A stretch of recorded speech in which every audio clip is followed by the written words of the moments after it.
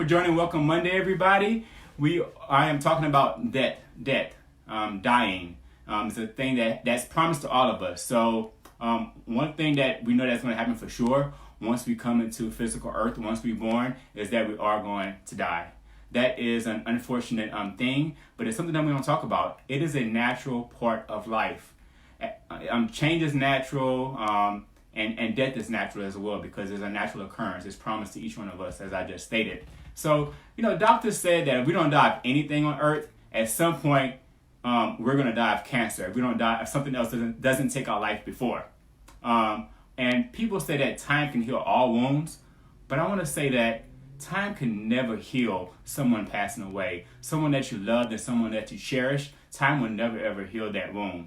But if you understand life and death, that can help soothe the pain a little bit more, or a little bit. So that's what I want to talk about today. Just give you my take on life and death on earth, and just to help you to soothe the pain when you go through a situation where someone dies that you're close to, or even if you're facing a situation where your life is on the line. So as you know, we are spiritual beings having a physical experience. So before we come into physical earth, our soul has an agreement with death.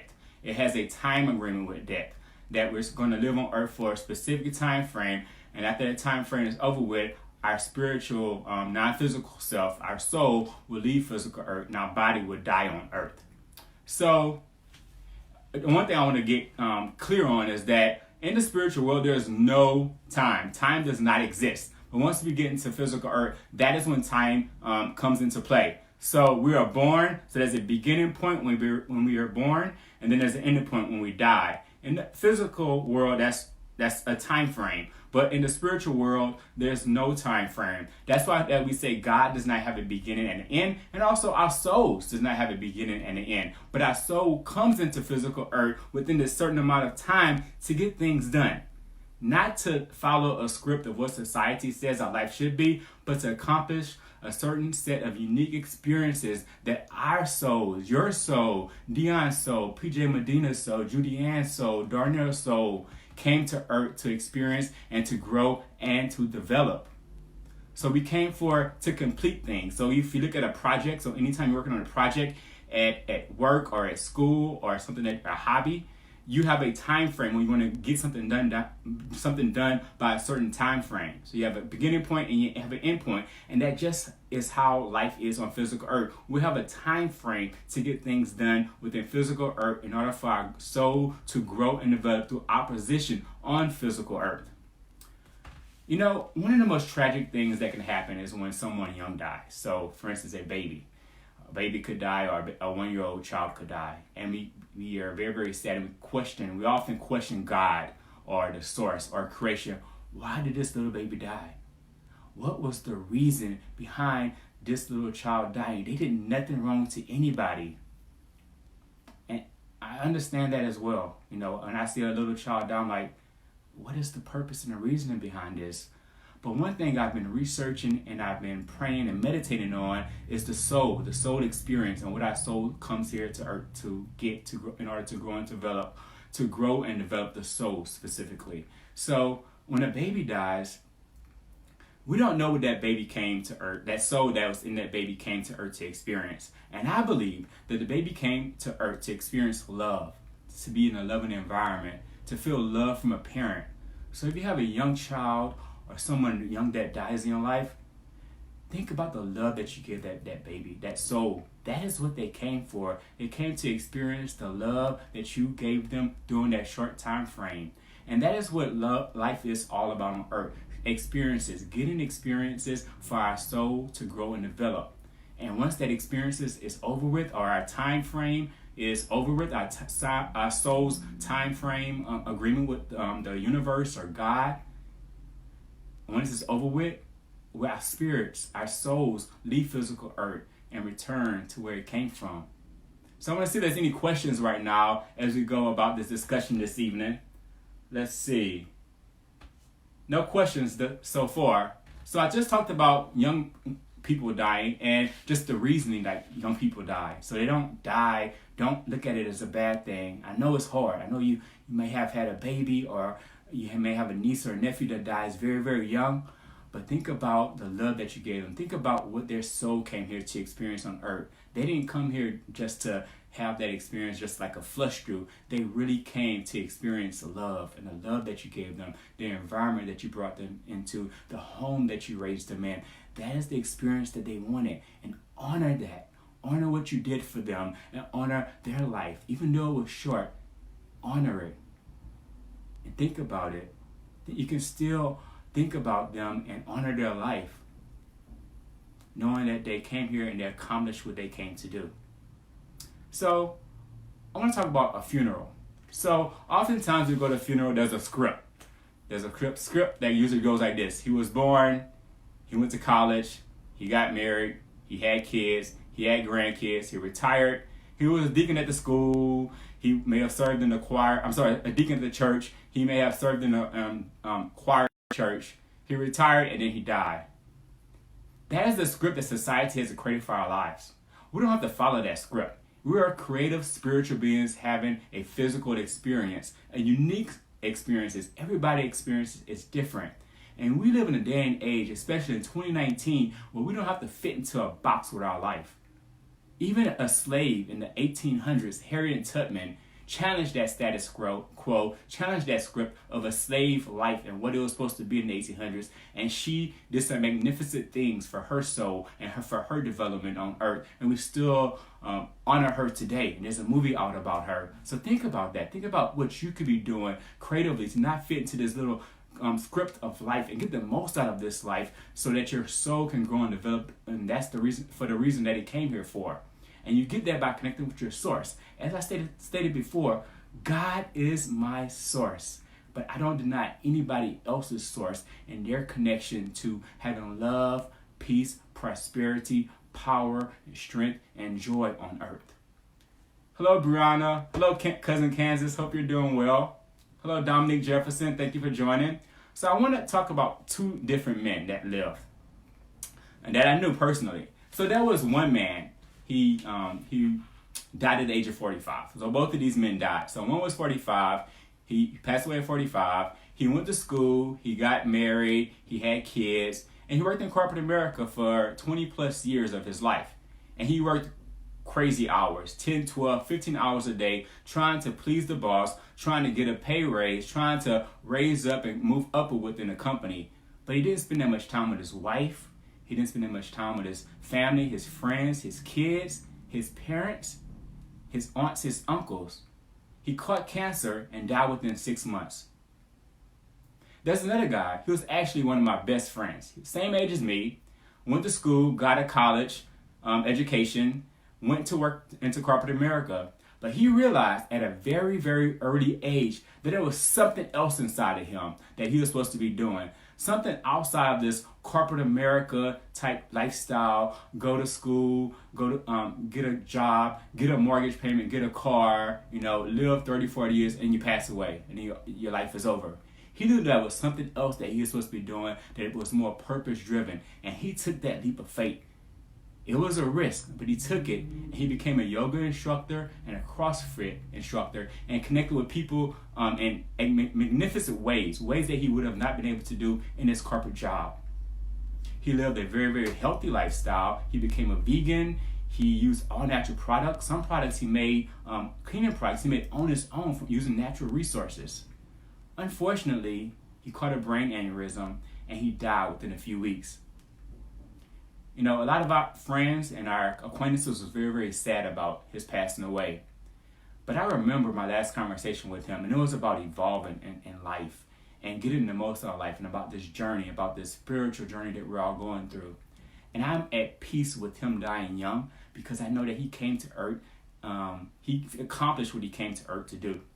And that was to evolve and not fit into that box and to be his own creative spiritual being.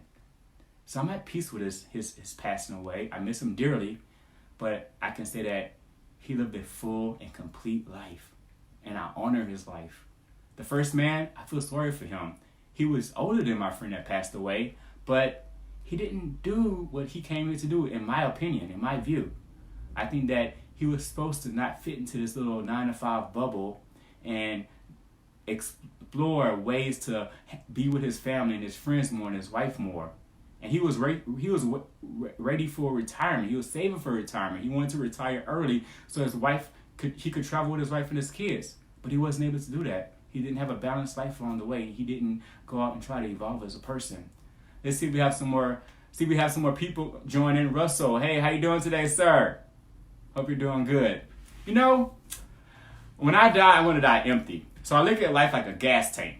So if you look at gas and like your unique life experiences that you're going to have on Earth, I want to use it all. I want to die with the gas tank on E. And that's the way I'm going out. I hope that you all are going to explore ways to use up all the unique experiences in your life. I'm not going to go to the same restaurant time and time again. I'm not going to go on the same vacation spots time and time again. I'm going to be a different person 5 years from now. I'm already a different person than I was 5 years ago from today, and 10 years going back in the past. I'm constantly evolving, constantly changing, constantly say, what can I do more in life? What can bring me more joy in life? Not to say you should be living your life the way that I am living it. Maybe your way of having experiences and what your soul came here to do was to be a mother, to raise kids, to have a household, to experience love from your kids, from your husband, from your mom, your dad. That could be what your soul came here to do. So I'm not saying that you have to follow the way that my soul, what I feel inside, what my soul came here to do. Everybody's experience is different. And like I said before, you connect to your source to identify what you should be doing to bring your soul a purposeful experience in this physical realm. Hey, cousin Bridget, Devante, hello. Hope everyone is doing good this morning. I'm sorry, this evening. It's been a long day for me. I've been up for about 14 hours. So I want to talk about my funeral. I think my mom is on. Mama, are you still on? So you know how people wear dark colors to the funeral and they have the glasses on and they, they're very sad. The mood is very, very dark. I don't want that to happen at my funeral. I want my funeral to be bright colors only. If you wear black, you turn around at the door. As a matter of fact, I want people to wear tank tops because I love to wear tank tops. I actually have a tank top here that I like just to show some visual of like what I want people to wear something like this. I love the way this fits my body. I want people to wear something like this to celebrate my life because by the time I die, I'm going to die on empty. I will experience everything my soul came here to do. You like that, mama? I got a pink tank top for you. I don't want to. I know this is too deep for you to talk about this subject in relation to me, but I'll stop it right there. But what I'm saying is that we should be happy when our loved ones live a full and complete life, because we know that death is going to happen for all of us. We should be sad when they don't live a complete life, when they don't live things in accordance with what they wanted to do, with things that they talked about along their journey, along the years of the decades of their life on earth. Life is not measured by the number of years that you have on earth. It's about the impact that you have. So there's a man in the Bible called Methuselah. His name was Methuselah. Does anybody know who Methuselah is? Darius Bitten, Jermaine Sampleton, Judy Ann. Does anybody, if you know who Methuselah is, please comment and I'll send you a welcome day shirt in the mail with a $25 gift card. I'll wait a few more seconds. Yes, Bridget, cousin Bridget, impact. It's about the impact on earth, not the number of years. So Methuselah was a man, he was the oldest man in the Bible. He lived to be 969 years old. However, I don't know who Methuselah is. Do you know who Methuselah is? Anybody? Can you tell me anything about him? What his purpose was? What he came here on earth to do? What significance he had in the Bible? Did he write the 10 Commandments? Did he write a book of the Bible? No. He lived 969 years and we don't know anything about him. It was just years. No impact. Bridget said he's mentioned in Genesis. Yep. Latoya Harris. Hello, Latoya. How are you doing today? So we don't know that much about Methuselah. 969 years on earth. But guess what? We do know a man. His name is Jesus. He lived only 33 to 36 years on earth. But if you say his name to anybody, they know who he is. They know what his purpose is. They know what he came to earth to do.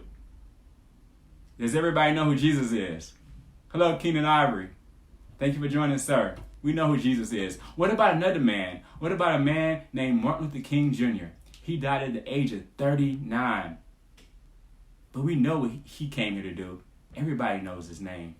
Even a young man such as Tupac Shakur, 25 years old, a very wise and woke man. He spoke the truth. He was a rapper, but he spoke some good knowledge. If you ever go back and look at any of his videos or any of his interviews that he has. So what is inside of you?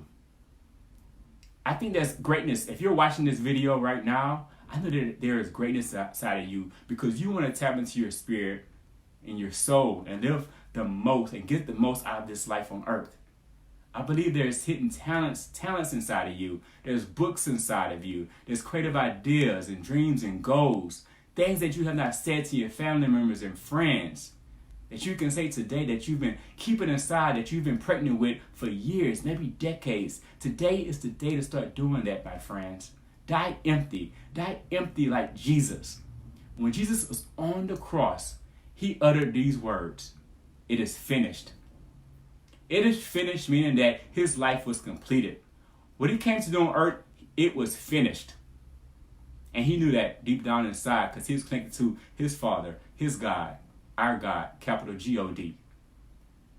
The Apostle Paul, who wrote, or 70% of the New Testament is attributed to him, said these words as he approached his final days. I have finished my course. I have fought a good fight. Or maybe the other way around. Maybe I have fought a good fight. I finished my course. I can never remember which way the phrase went. But you understand what I'm saying. He uttered those words because he knew he had finished what he was supposed to do. He was approaching death, and he was at peace with it. And that's the way we all should approach the end of our life. We should be at peace with it, saying, I have finished my course. I have lived out all of the experiences. My soul, my heart is satisfied. While I'm sad to see my life, my physical life end on this earth and not see my family members physically, I will always be there. My non-physical self, my soul will always be around them.